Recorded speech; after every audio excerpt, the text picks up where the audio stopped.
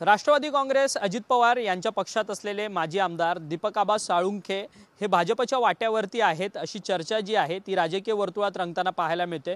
सोलापूर जिल्ह्याचे जे पालकमंत्री आहेत जयकुमार गोरे यांची काही दिवसांपूर्वी त्यांनी भेट घेतलेली होती, परंतु आता भाजपचे माजी जिल्हाध्यक्ष जे सोलापूरचे आहेत श्रीकांत देशमुख यांच्याकडनं दीपक आबा साळुंखे यांच्यावरती भ्रष्टाचाराचे आरोप केले जातात। आपल्यासोबत स्वतः सोलापूरचे माजी जिल्हाध्यक्ष असलेले भाजपचे श्रीकांत देशमुख आहेत। श्रीकांतजी, तुम्ही दीपक साळुंखे यांच्यावरती आरोप करतायत, माजी आमदार आहेत दीपक साळुंखे, आता राष्ट्रवादी काँग्रेस अजित पवारांच्या पक्षात आहेत, महायुतीमध्येच आहेत, परंतु तुम्ही देखील महायुतीत असताना माजी आमदाराचा तुम्ही विरोध करताय, काय नक्की नेमकं कारण आहे? या ठिकाणी आमच्या सांगोला तालुक्यामध्ये दीपक साळुंखे हे विधान परिषदेचे माजी आमदार आहेत आणि हे माजी आमदार राजकारणाच्या सुरुवातीला काँग्रेसमध्ये होते, नंतर काही कालानं राष्ट्रवादीत गेले, नंतर उबाटामध्ये गेले, विधानसभा लढले, 3.5 लाखामध्ये अवघी त्यांना 50,000 मतं आमच्या तालुक्यामध्ये पडली आणि आता ते भारतीय जनता पार्टीच्या प्रवेशाच्या वाटेवर आहेत। परंतु आमचा तालुका असा आहे की दुष्काळी तालुका आहे।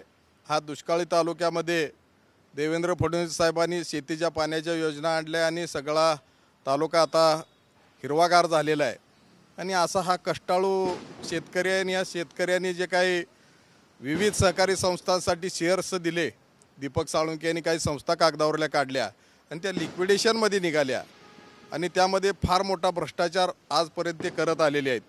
त्यातला पहिला भ्रष्टाचार असा आहे की वसंतदादा पटेल यांच्या नावानं त्यांनी सूतगिरणी सांगोला पंढरपूर कार्यक्षेत्र असलेली कोट्यवधीचे शेअर्स गोळा केले आणि त्या ठिकाणी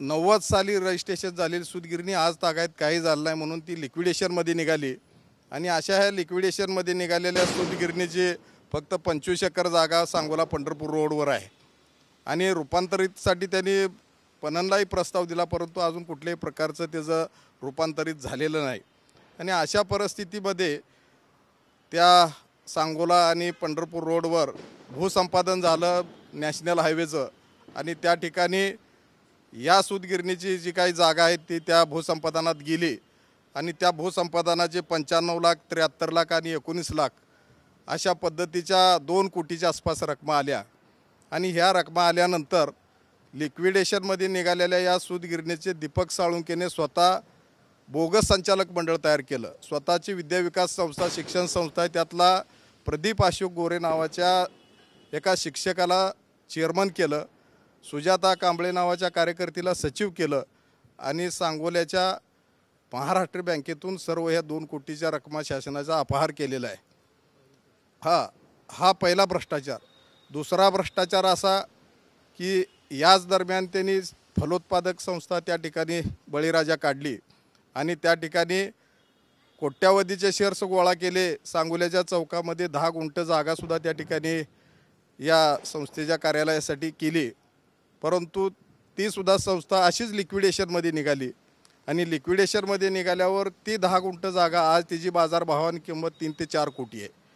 तर त्या ठिकाणी त्यांचे जे काय समर्थक सदाशिव साळुंखे चेअरमन होते, त्या चेअरमनच्या नावावरून स्वतःच्या मेहुणे अमरसिंह लिगाडेच्या नावावर दस्त या दीपक साळुंखेने केला आणि त्याच्यानंतर काही दिवसानं स्वतःचा चुलत पुतण्या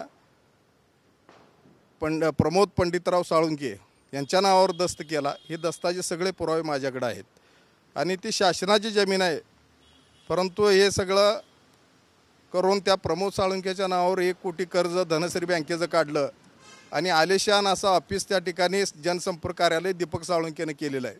त्यामुळं तिथंही 3-4 कोटीचा जमिनीचा घोटाळा केलेला आहे आणि हेच दीपक साळुंखे सांगोल्याच्या कारखान्याचे चेअरमन असताना आमच्या तालुक्यात पाणी कमी असल्यामुळं कर्नाटकामधून ऊस आणला, 1000 रुपये टनानं तिकडं खरेदी केला, 2000 इकडं बिलं काढली आणि अशा पद्धतीनं 10-15 कोटीचा घोटाळा त्या ठिकाणी केलेला आहे। हायकोर्टात केस संपतराव साळुंखेच्या नावानं चालू आहेत आणि ऑडिटरनी त्यांना जबाबदाऱ्या फिक्स केलेल्या आहेत आणि संचालक मंडळाकडून वसूल करण्याचे आदेशसुद्धा आहेत, परंतु या ठिकाणी हायकोर्टानं 90 दिवसात त्यांना त्याचा अहवाल पाठवायला सांगितला होता, परंतु आज तागायत पै पाहुण्याच्या नात्यानं सहकार मंत्र्यांनी ती केस अजून तशी दबावलेली आहे.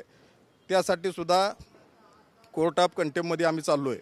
परंतु तुम्ही आता हे सगळे भ्रष्टाचाराचे आरोप सगळे एका पाठोपाठ एक सांगतायत, परंतु आता तेच दीपक आबा साळुंखे जे आहेत ते तुमचे पालकमंत्री असलेले सोलापूरचे जयकुमार गोरे यांच्याबरोबर बैठका घेताना पाहायला मिळतात. ते कुठेतरी भाजपमध्ये येण्याच्या चर्चा सुरू आहेत. अशात या सगळ्या पक्षप्रवेशाच्या होणाऱ्या काही घडणाऱ्या गोष्टींसंदर्भात तुमचं मत काय?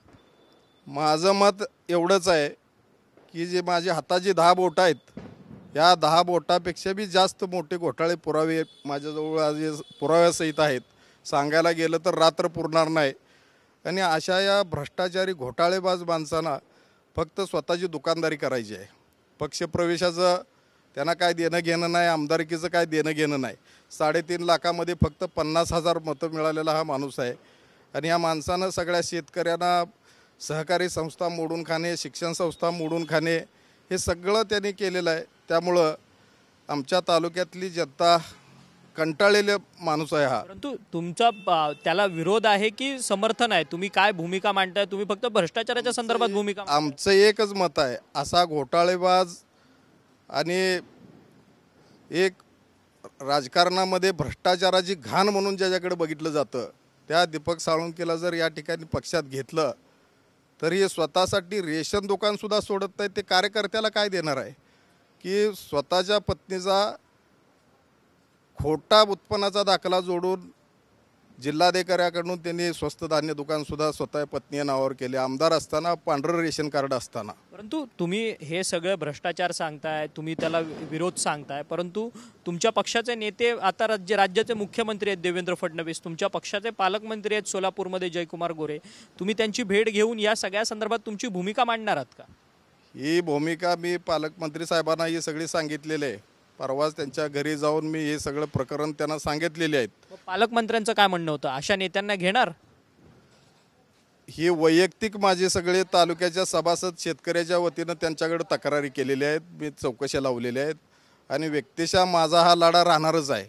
पक्ष म्हणून ते निर्णय काय घेणार आहेत, त्यांची भूमिका काय अजून मला काय सांगितलेलं नाही. परंतु मग मुख्यमंत्र्यांना या सगळ्या संदर्भात तुम्ही बोलणार आहात का? मुख्यमंत्री म्हणून पक्षाचे ते महत्त्वाचे नेते आहेत, तेच सगळ्या संदर्भात निर्णय घेत असतात. मुख्यमंत्र्यांना भेटून ही सगळी वस्तुस्थिती सांगणार? आम्ही एवढंच सांगणार आहे की या तालुक्याला हा माणूस एकदम टाकून दिलेल्या घाणीसारखा वाटतो. ही घाण आपण पक्षात घेऊ नये.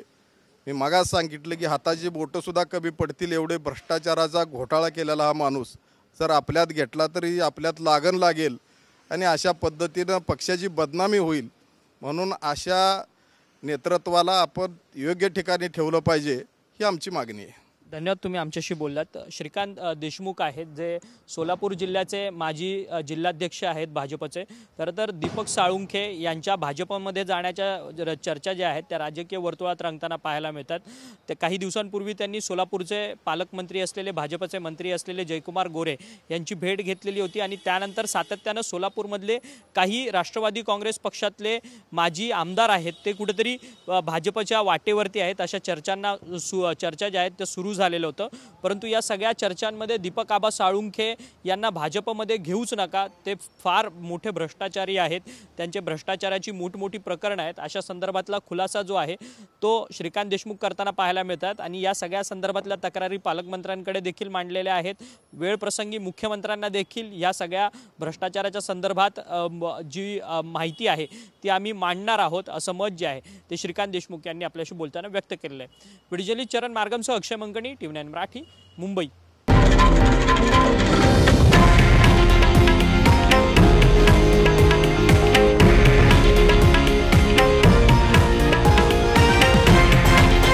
हे आहे देशातील नंबर 1 न्यूज नेटवर्क आणि आपण पाहत आहात TV9 मराठी, एकमेव.